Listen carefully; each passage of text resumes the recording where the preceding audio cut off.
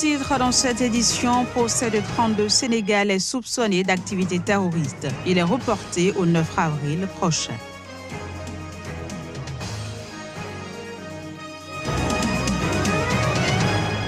Réforme agraire en Afrique du Sud, le président Cyril Ramaphosa appelle à accélérer le processus.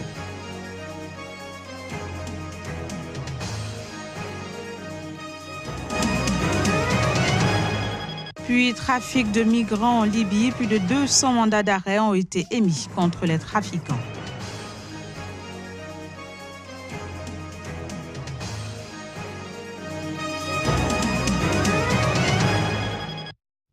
Nouvelle page de l'information sur Sika. Bienvenue à toutes et à tous. Pour la troisième fois, le procès de 32 Sénégalais soupçonnés d'activités en lien avec le terrorisme s'est ouvert ce mercredi au tribunal de Dakar. Mais suite à un vice de procédure dans le processus judiciaire, le juge a décidé de renvoyer l'affaire au 9 avril prochain. Les précisions, ce sera avec Tchèque Berté, notre correspondant à Dakar. C'est un procès hors norme qui commence ici au Sénégal avec cette affaire de l'imam Alioune Ndao. Au tribunal, les partisans de l'imam sont venus nombreux les soutenir. L'homme est très connu dans sa localité à Kaolack, au centre du Sénégal, où est installée son école coranique et a de nombreux disciples. Il est accusé d'apologie du terrorisme et d'appartenance à un réseau de terroristes. À ses côtés, une trentaine de co-accusés, notamment soupçonnés d'avoir des liens avec Boko Haram ou d'avoir combattu en Syrie. Pour les avocats de l'imam, visiblement en colère contre ce troisième renvoi, ces dossiers commencent à s'éterniser devant la justice. Il est temps, je pense, que ce dossier soit enfin jugé parce que tous les co-accusés sont détenus depuis pratiquement 30 mois. Le parquet de la République avait ratissé très large dans cette affaire et a profité du plus petit élément de connexion, ne serait-ce que sur le plan de la parenté ou de l'amitié ou d'une connaissance pour procéder à l'inculpation des divers co-accusés. Alioune Ndao et ses co-accusés vont devoir attendre encore 3 semaines pour espérer voir le début de ces procès le 9 avril prochain. Les organisations de défense des droits de l'homme comme Amnesty International suivent de très près l'évolution de ces dossiers. Pour eux, il ne faut surtout pas violer les droits de la défense au nom d'une quelconque lutte contre le terrorisme. Du nouveau dans l'enquête portant sur la double attaque du 2 mars dernier au Burkina Faso. Les services de renseignement burkinabés suspectent un cadre d'Al-Mourabitoun d'en être le coordonnateur. Il s'appelle Ayouri Al-Battar, un homme âgé de 45 à 50 ans. Voici le point. Ayouri Al-Battar, c'est le suspect numéro 1 dans l'enquête sur les attaques du 12 mars dernier au Burkina Faso. Connu pour ses liens avec Al-Mourabitoun, il est entré sur le territoire burkinabé le 9 février en compagnie des autres membres du commando. Selon les premiers éléments de l'enquête, il serait le coordonnateur des opérations de la double attaque qui a fait 8 morts et plusieurs blessés. Les services de renseignement du Burkina Faso avaient été informés depuis le début du mois de février de plusieurs infiltrations par les frontières nord du pays. Une alerte avait été envoyée aux différents services informant de la préparation d'une attaque. Les enquêteurs disposent de plusieurs supports sur le parcours des assaillants dont la mission était de mener plusieurs opérations kamikazes contre différentes cibles dans le pays. Les services du Burkina Faso tentaient de retracer et de localiser le commando lorsque les terroristes ont frappé la capitale Ouagadougou. Le président sud-africain au pouvoir depuis février a déclaré mercredi que le pays avait besoin de développer une stratégie claire pour redistribuer les terres de la minorité blanche au profit de la majorité noire. Cyril Ramaphosa s'exprimait en ces termes devant le Parlement sud-africain. Reportage. La réforme agraire suscite toujours la polémique en Afrique du Sud. En redistribuant les terres de la minorité blanche au profit de la majorité noire, Cyril Ramaphosa veut corriger les injustices liées à la dépossession de terres, le péché originel, a expliqué le président sud-africain. We need to develop a clear strategy. Nous devons développer une stratégie claire, une stratégie très claire pour disposer de terrains publics inutilisés pour un développement urbain inclusif afin d'amener les pauvres de la périphérie au centre des villes. Poor people from the periphery into the center of the cities. And it is critical that we make this an inclusive Et il est essentiel que nous en fassions un processus inclusif. Nous en faisons un processus inclusif dans lequel tous les Sud-Africains participent activement à la recherche de solutions justes et équitables durables. Lasting solutions. That is what we need to be doing. I can say now that we will not allow. Je peux dire maintenant que nous ne permettrons pas l'accaparement des terres. Nous ne permettrons pas les invasions de terres et ceux qui sont tentés de recourir à de telles activités doivent être avertis à l'avance que nous ne le permettrons pas parce que c'est illégal. Mais en plus d'être illégal, cela viole les droits d'autres citoyens sud-africains. The rights of other South African citizens. La minorité blanche, qui représente 8% de la population de l'Afrique du Sud, possède 72% des fermes, contre 4% seulement pour la majorité noire, qui représente 80% de la population du pays. En décembre, l'ANC, parti au pouvoir, a adopté une motion pour l'expropriation des terres sans compensation. Le mois dernier, les députés ont décidé, à une très large majorité, de mettre en place une commission chargée de réviser à cette fin la Constitution. Le gouvernement tchadien a décidé de ne plus couper les salaires des fonctionnaires. La décision a été entérinée par un accord signé avec les syndicats à l'issue d'une journée de discussion à la présidence. Reportage.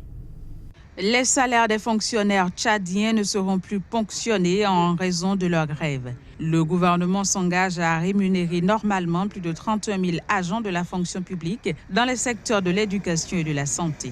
Le gouvernement, qui avait décidé de ne pas payer les salaires, est revenu sur sa décision, y compris pour ceux dont le salaire n'a pas été payé en février. Il a également pris l'engagement de rembourser ce qui a été ponctionné des salaires du mois précédent. Des décisions saluées par la plateforme syndicale tchadienne. Selon elle, le gouvernement a contracté des dettes auprès des banques pour pouvoir honorer ses engagements. L'accord signé entre les syndicats et le gouvernement entre en application avec effet immédiat. Cependant, les syndicats ont exigé que le président Idriss Déby se porte lui-même garant de cet accord, signant de sa main pour respecter sa parole. Les deux camps se réunissent jeudi en assemblée générale. L'objectif de cette rencontre entre les deux parties est de décider de la suite à donner à la grève générale illimitée qui paralyse le Tchad depuis le 29 janvier dernier. Des Sierra-Léonais ont réagi à l'annonce des résultats de l'élection présidentielle du 7 mars dernier, publiée par la Commission électorale nationale. Et selon ces résultats, le candidat du principal parti de l'opposition, Julius Maada Bio, a une légère avance sur celui du parti au pouvoir, Samora Camara. Suivez plutôt.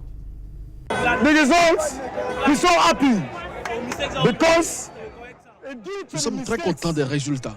Quelques erreurs ont été commises à l'intérieur du parti, mais nous avons réalisé un bon score en dépit de l'avancée d'autres partis dans les fiefs de l'APC. Nous sommes très contents de ce résultat.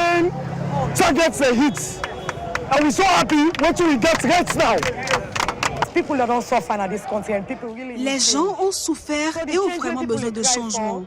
Le changement que les gens implorent, c'est celui que peut leur apporter le SLPP. Nous sommes donc très confiants quant au second tour face à l'APC. Nous n'avons pas peur.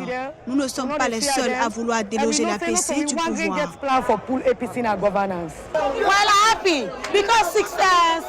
Je suis contente parce que 16 partis politiques se battaient pour déloger un seul parti du pouvoir. Ce n'est pas un combat facile, donc je suis contente. Cela montre que l'APC est un parti fort. Et je crois que c'est grâce à nous et nous sommes prêts pour le second tour. Au Nigeria, le président Muhammadu Buhari a visité l'état de Yobe au nord-est du pays où Boko Haram a enlevé 110 écolières dans la ville de Dapchi le 19 février dernier. Cet enlèvement est survenu près de 4 ans après celui des filles de Chibok qui avait provoqué un scandale mondial. Le récit des faits avec Candice Degboé. Muhammadu Buhari, le président nigérian, s'est rendu à Damaturu, capitale de l'état de Yobe, à environ 100 km de Dapchi ce mercredi, où il a promis de ne jamais relâcher ses efforts pour libérer les quelques 200 élèves de Dapchi. Ces dernières avaient été enlevées le mois dernier par Boko Haram. Dans son discours à Damaturu, Muhammadu Buhari a reproché à ses opposants de profiter de cette tragédie pour gagner des points faciles.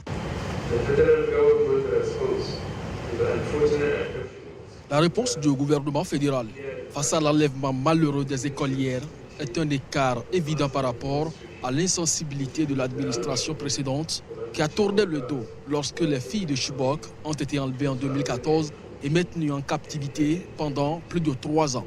Grâce à notre engagement, plus de 100 écolières ont été sauvées et réunies avec leurs familles. Ce nouvel incident a mis en lumière la situation sécuritaire déplorable dans le nord-est du Nigeria, même si l'armée et les autorités ne cessent de répéter que Boko Haram a été écrasé.